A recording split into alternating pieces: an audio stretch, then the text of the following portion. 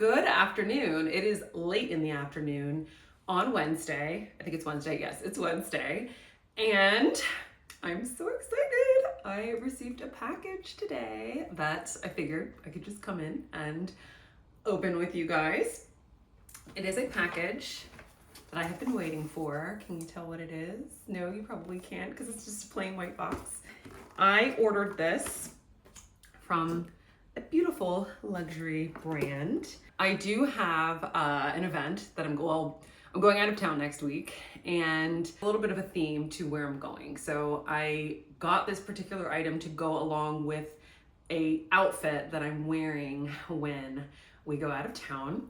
So I will show it to you. You are the first to see it, obviously, but dun, dun, dun, it's from Hermès. I'm so excited. This is actually my very first Hermès purchase. Is it? No, maybe. Did I buy a bracelet a while ago? I can't remember. I don't have any Hermès pieces right now in my wardrobe. It's possible I did have something long time ago, and I don't. I think I had a. I don't know. Anyway, right now, currently, I don't have any Hermès pieces. So this is the very first, and I'm so excited. Let's go ahead and open it up. So it comes in this beautiful orange box with the really pretty brown kind of packaging. Really nice, what do you call this? Ribbon. And then the inside is really cute. The box, it's got this little bienvenue Hermès in le français. I want to speak the proper language. So let's go ahead and open it. They send this cute little card as well. So this is just the welcome card. Oh, it's just like the shipping details. Okay, so here's the box. And, ooh, how pretty. Oh my gosh, you guys, I'm so excited. I ordered this pretty red scarf. So I'm not gonna give away where I'm going next week. You'll just have to wait to find out. But I can kind of give you a bit of a hint by how I wear the scarf. So I will most likely be wearing it. Ooh, kind of matches what I have on right now. Very similar to this. So I wore this style when I was in Arizona. Not going to Arizona, but yeah. So anyway, I love this scarf. It's so pretty. I don't know what it is. It looks like a horse bridle almost, but I'm not really sure. Just some really nice ribbons and stuff. If I remember the name of this scarf. Oh, it's called the Tra-La-La scarf. So anyway, gorgeous. I'm so excited. It's going to go perfectly with my outfit. So I'm so excited. The rest of my outfit is actually coming tomorrow or maybe the next day. And I don't know, if I show you the next part of the outfit, it's gonna give everything away. So I might just wait, but you got to see a little sneak peek. So you just have to wait for the next vlog to see the whole look. But, oh, and I did get a couple other items yesterday, and I didn't take you along there because it would have completely given everything away. But I'm so excited, and this is really great.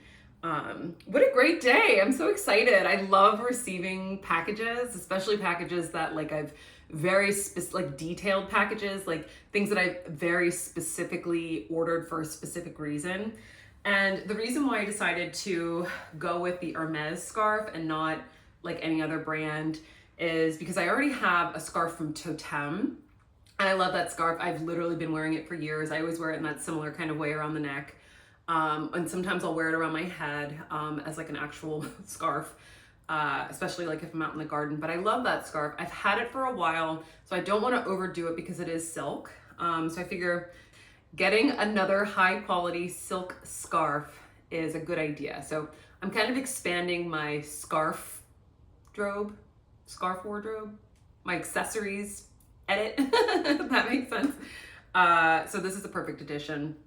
I will definitely be able to wear this for years and years and years. I can tie it around like a bag, like the handle of a bag. I can tie it in my hair, especially like if I do like a braid, I can tie it on the end.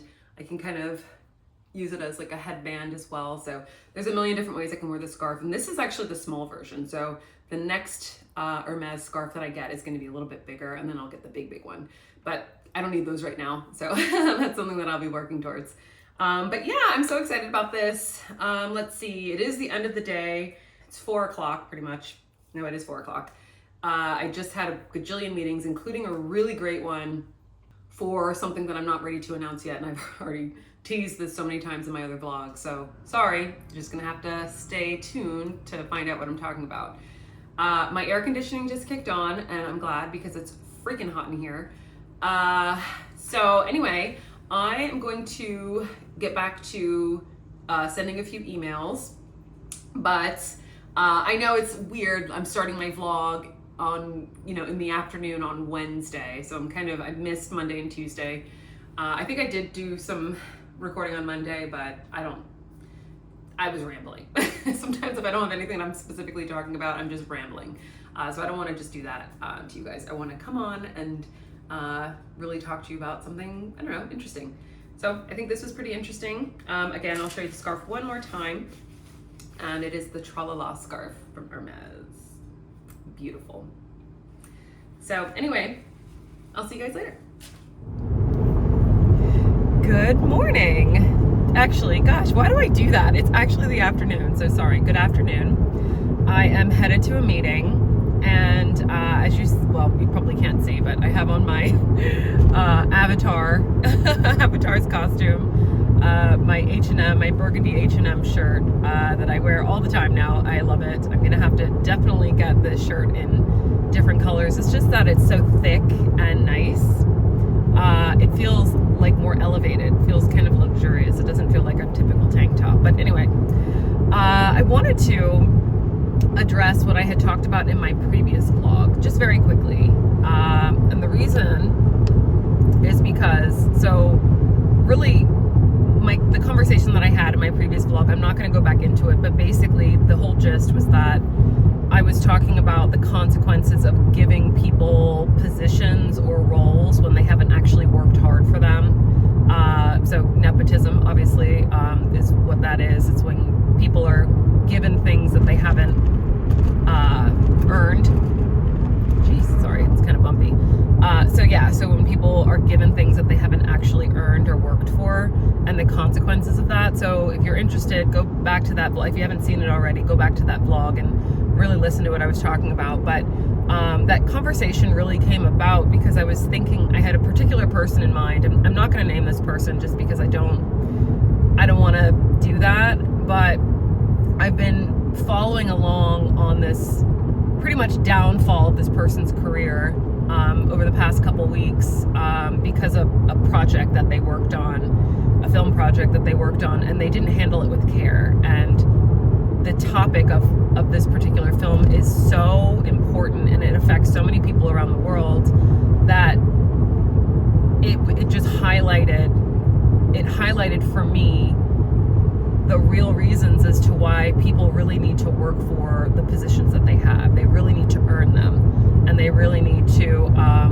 understand the position that they're in and understand the influence that they have. Because if you have an opportunity to impact so many people around the world and you're not doing so, and you're smug and arrogant and unapologetic about it, that's a problem. But so anyway, it's fascinating because this whole kind of situation with this person really the fire kind of got ignited underneath this situation because of a journalist that had interviewed this person years ago, almost a decade ago. And the interview was like appalling, actually. The interviewer congratulated her on a life achievement that this person had already announced to the world, and the person literally shot it right back at the interviewer, not even really understanding that there was a situation with that anyway. But I'm not going to go into that because anyway, what I'm trying to say, or what I'm trying to get around to, is that now, so what we found, what I've noticed, or what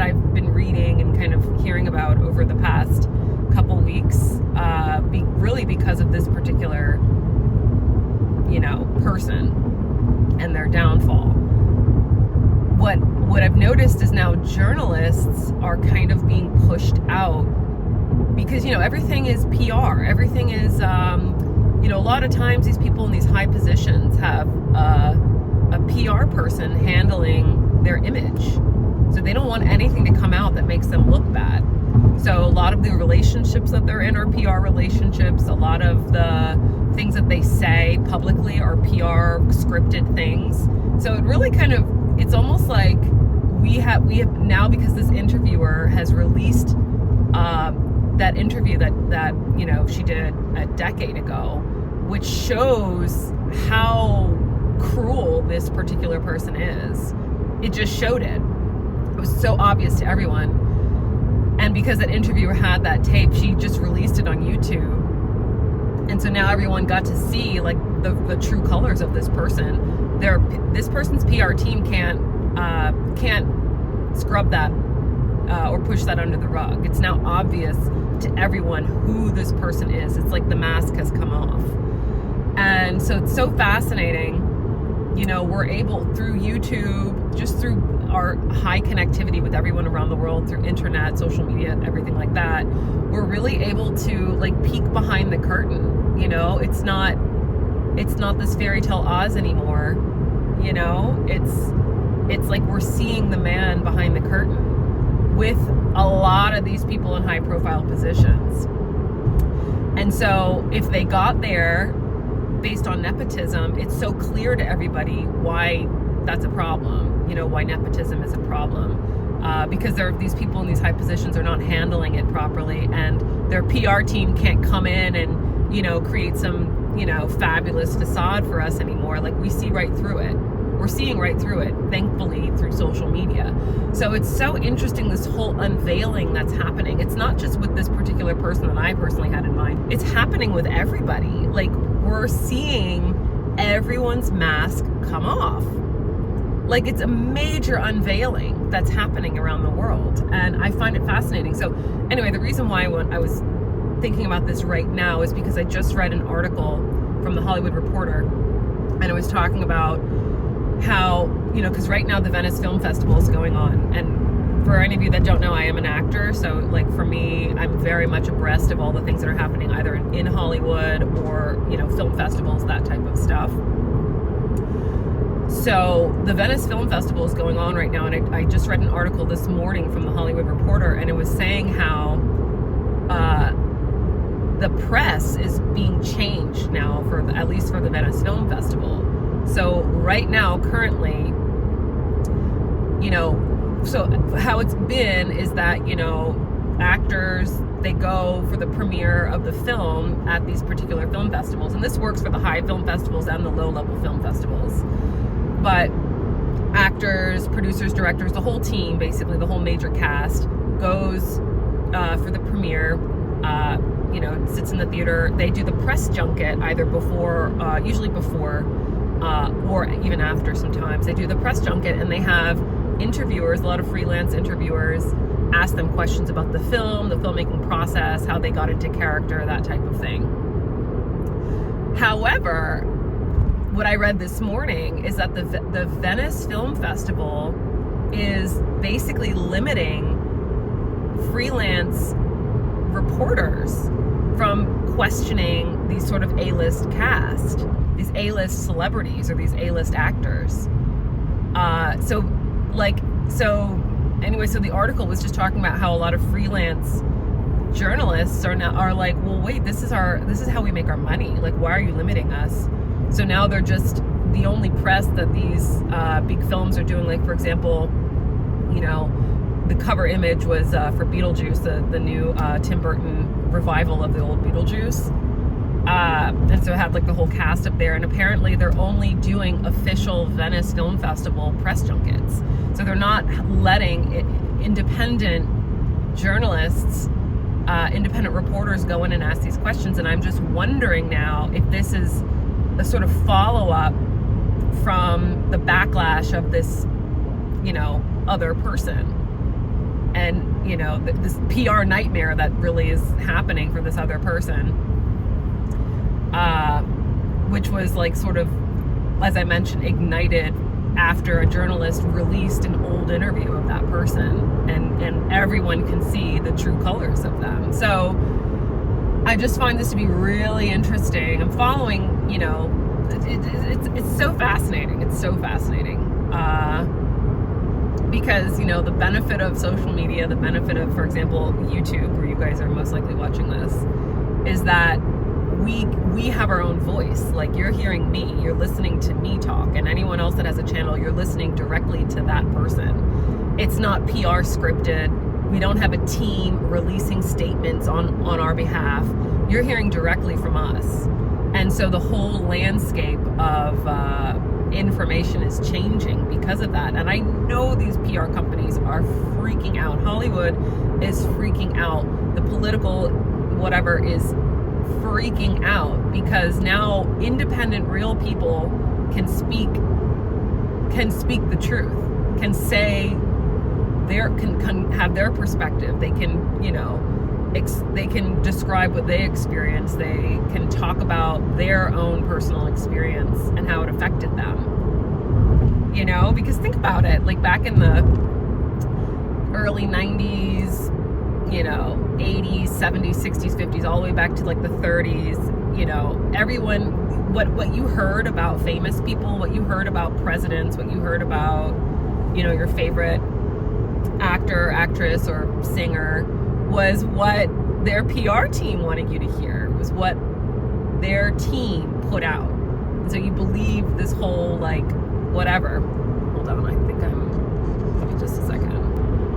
Sorry, I had to check. I hope that recorded that whole thing. So anyway, I'll cut this short because I am driving and I want to focus. But you know, for so long, for decades and decades and decades, it was what the team of a particular person put out about that person that everyone had to believe was true. We had to believe that all these things were true about these people. It's possible these people were complete nightmares, but that's not going to get put in the newspaper. You know, that's not going to get put on TV. That's not going to be what we see when we watch their late night talk show interviews, you know. But now that YouTube and Instagram and TikTok and all these other apps that probably just, you know, showed up last night that I don't know anything about, you know, like, now it's real people being able to share their experience. They're able to almost, like, yeah, show behind the scenes. Like, if, for example, a waiter or waitress had an encounter with somebody and it was an awful encounter, that's no longer swept under the rug. Now everybody can know about it if that person decides, if someone, you know, that waiter or waitress decides to share their experience on TikTok. So it's like, it's fascinating what we're experiencing right now. And it's also, I love it. And the reason why I love it is because it's now forcing people to be good. Like, you can't get away with being like a wicked, Jesus, I need to do this road better. You can't get away with being wicked anymore. You can't get away with being a cruel, unapologetic, spoiled, you know, mean-spirited person. You just can't do that anymore because you'll get exposed very quickly. So anyway, I just find that to be fascinating because, you know, obviously we're seeing it on the more public scale, but it's happening on smaller scales too. Like, people's true colors are coming out and they're being exposed, and I love it because, you know, you can't get away with doing these bad things anymore. You can't get away with being a mean person. Like, why even be a mean person? It just doesn't make sense. So anyway, just thought I'd say that. My map is giving me notifications, so I need to go. So I will catch you guys later.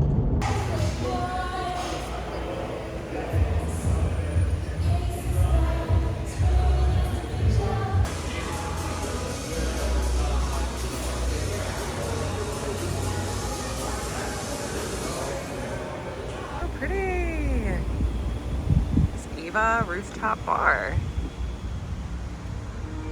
Ooh, and it goes around. Oh, how pretty.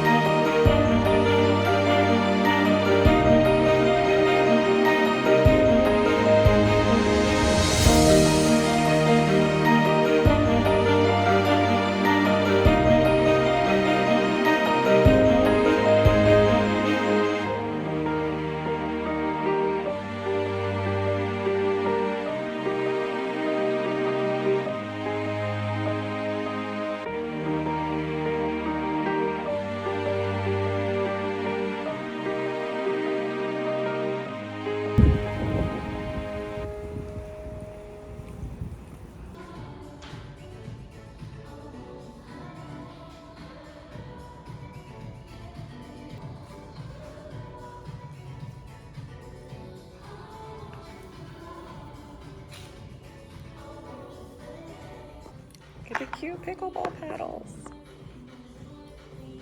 So gorgeous.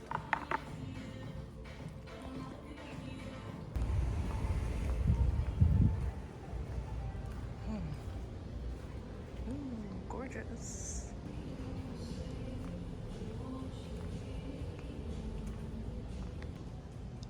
Lots of lights.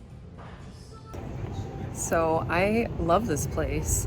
If you are visiting the Cary, North Carolina area, definitely come to Fenton because it's so cute. There's so many different shops. Like I just left Johnny Was, this place called Rejuvenation, which I think, I don't know, it's kind of like Crate and Barrel, passing Crate and Barrel right now actually. And Williams and Sonoma, or Williams Sonoma is over there. There's so much. Lululemon is right here. There's so much, it's so cool. I did see this cool gelato shop right over here that I'm gonna pop into and maybe get myself a gelato. I did just have lunch at Ava Rooftop Bar a little while ago. So I think gelato is next and then I'm gonna head home.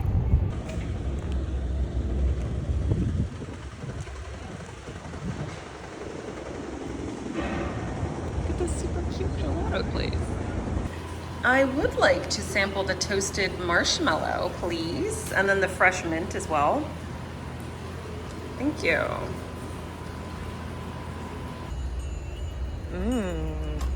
Got me some gelato. So yummy.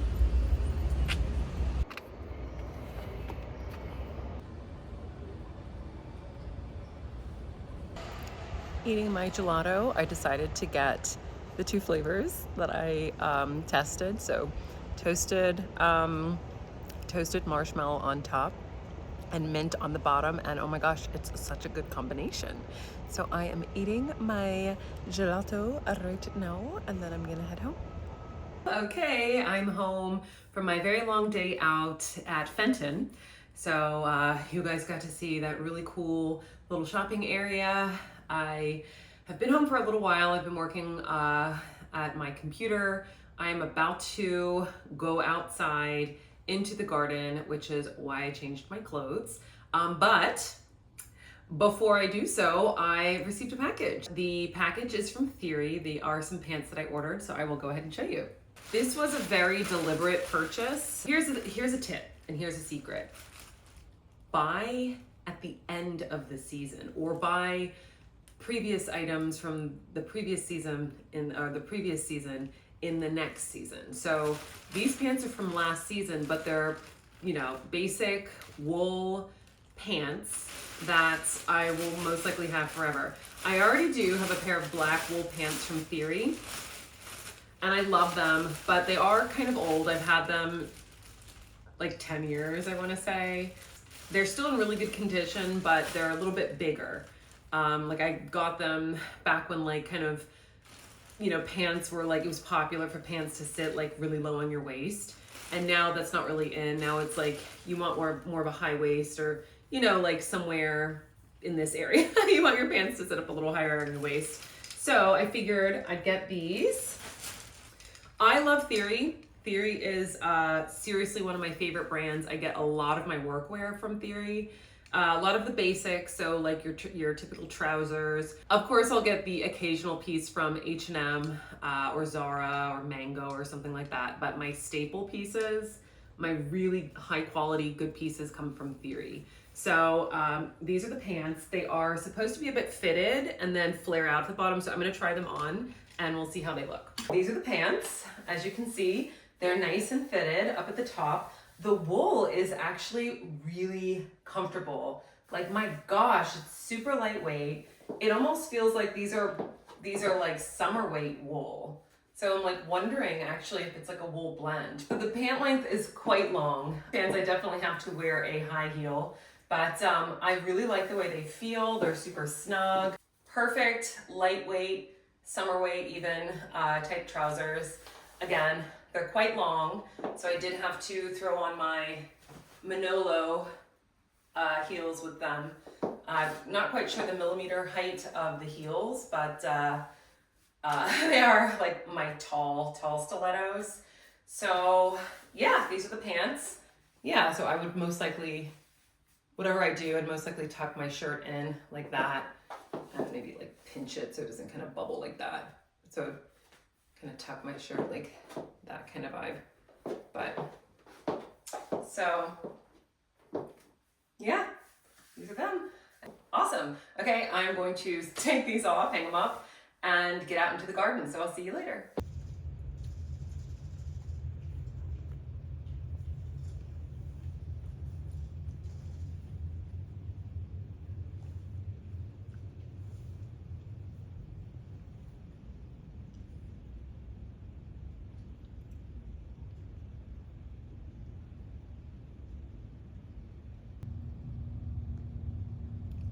He likes the sunflower microgreens. He doesn't like the peas, which is nice. So he leaves those alone. But it's all right, I have enough. I harvested enough sunflower microgreens, so I'll just leave those for him. I also think he likes the seeds too, because they're kind of like sprouted underneath there.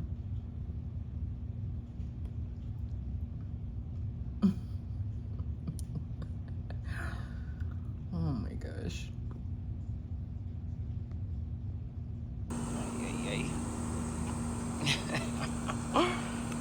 At least he didn't touch the other microgreens.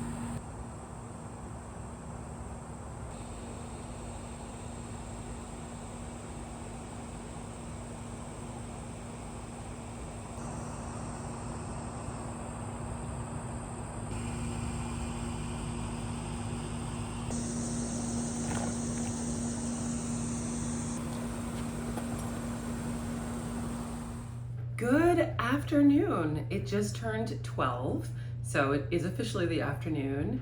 I just got off of a conference call and I'm about to head out to actually a pretty important meeting, but it's casual, which is why I went kind of casual today in my oversized tee and my jeans. I've been kind of feeling like jeans lately, so that's why I'm kind of a little bit dressed down. In the background, you probably hear my dryer running. I am washing a few things, but I was really happy. This is kind of a, random thing, but I was really happy with how my makeup turned out today. So I just wanted to quickly let you know the products that I use. They're actually like my everyday products, but I was actually really happy with how it turned out today. So I'll just show you really quickly.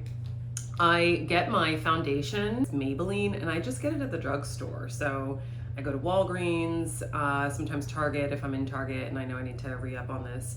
But it's the Dewy and Smooth Octinoxate sunscreen. So it's got the broad spectrum SPF 18 in it, which is great for days when I don't want to put sunscreen underneath my foundation, my new sunscreen. So I use that as my liquid foundation. Sometimes I'll go, like, especially now that OG released their new powder, I'll sometimes brush that over, but sometimes I like the dewiness. I like the sort of like dewy glow. So I'll sometimes just keep it dewy and not like kind of mattify it with the powder. But the next thing that I use every single day is this OG face stick. It is the sculpted face stick in rose quartz, and I literally use this every day. I sometimes will use my fingers and I'll just kind of brush it over my eyelids, but otherwise I'll just kind of dab my brush and just kind of like put it on as blush. If I'm really in a hurry, I'll just kind of whoop, whoop, and then blend it with my fingers. But this is my go-to. I literally use it every single day. It is the best cream blush that I own, and just of all the brands. I do have a discount code with OG, which I will link below. But yeah, this is incredible. I seriously use it every day, and even if I wasn't working with the brand, I would still use it every single day. And then my next thing for my eyes, my eyelashes, I use the OG mascara in black. And I'm not sure how many other colors that it comes in, but I just use the black color. But it's really nice. All of their products are organic and natural, so you don't have to worry about having any the icky stuff in your makeup products. So that's why I use the brand, and obviously I'm a partner with the brand. And then for my lips, I'll use the OG lip lip kind of stick thing.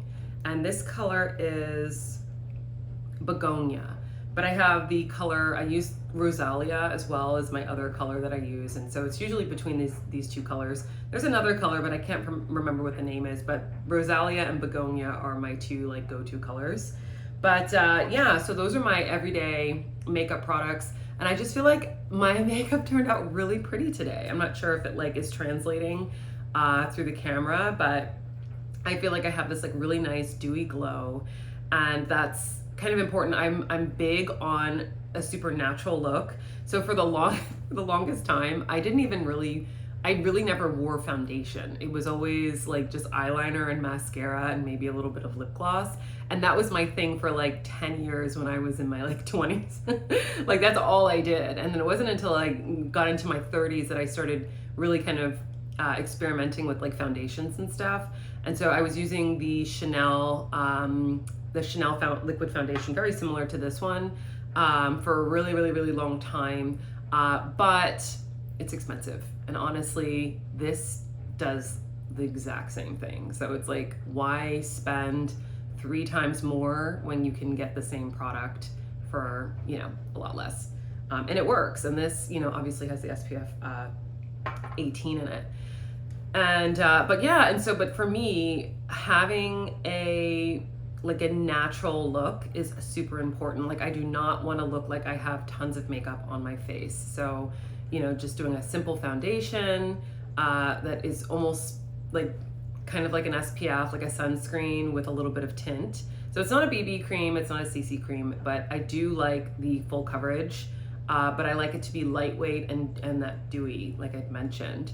But that's all I do. And then the cream blush, because powder blushes, as much as I love them, so my favorite powder blush right now is Chanel, and I've been using it for years.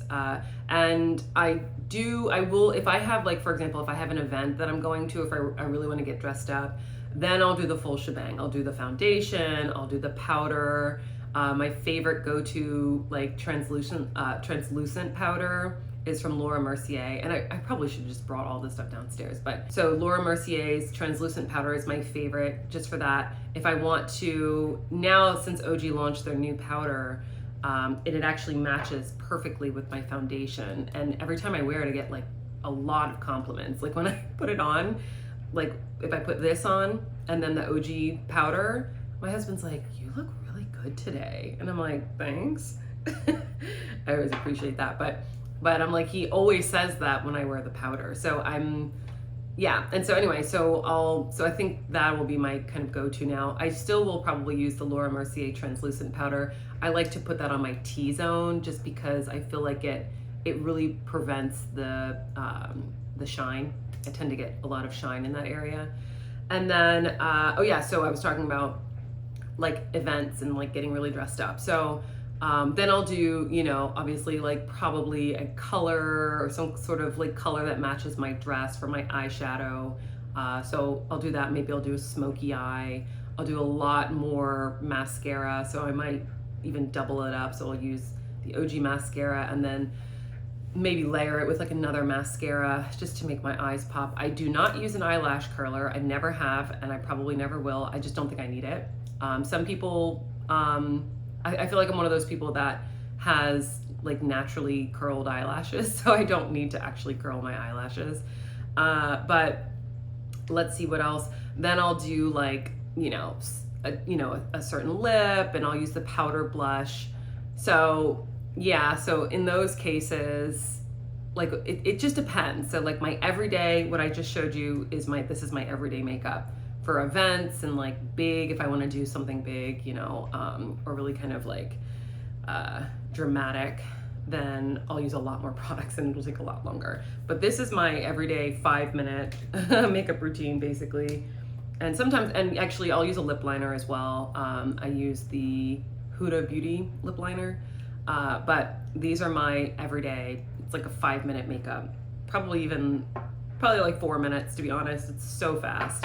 But it's just easy, especially because I'm in and out of the house. I don't need to I have so much going on. I have so many things that I'm working on that I don't need to be spending, 15 minutes, 20 minutes in doing my makeup every morning. It needs to be very, very quick because I get up, get my coffee, do my makeup, and I'm out the door or I'm in meetings. So, these are products that I recommend, the products that I use every day. And, but yeah, so, oh, okay, I gotta go. I've been talking for too long. So I'll see you guys later.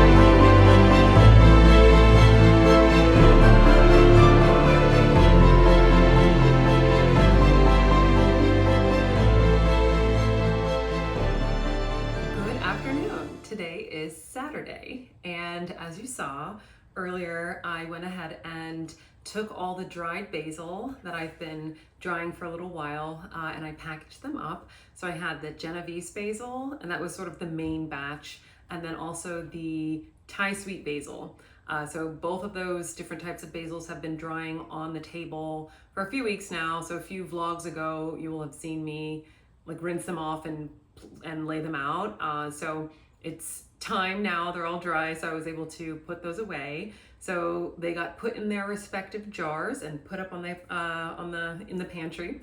So that's exciting. And then you also saw James got his hair done, so that was really cool.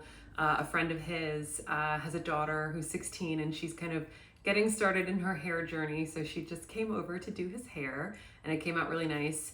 So that's great. And now the boys and I are about to go to the store. We've got to pick up a few things for next week. So you'll find out next week where we're going. So definitely stay tuned for that. I've been doing like the white t-shirt and jeans thing for like the past couple days. So I figured I'd stick with this vibe. So classic, simple, kind of fitted white tee with my jeans. I can't remember who makes these. I think these are Michael Kors actually. I went with loafers again. I'm not sure if you can see, but I've been digging this like white t-shirt, jeans, loafers look. So I'm gonna stick with it. Why not? So anyway, we are off and I'll see you guys later.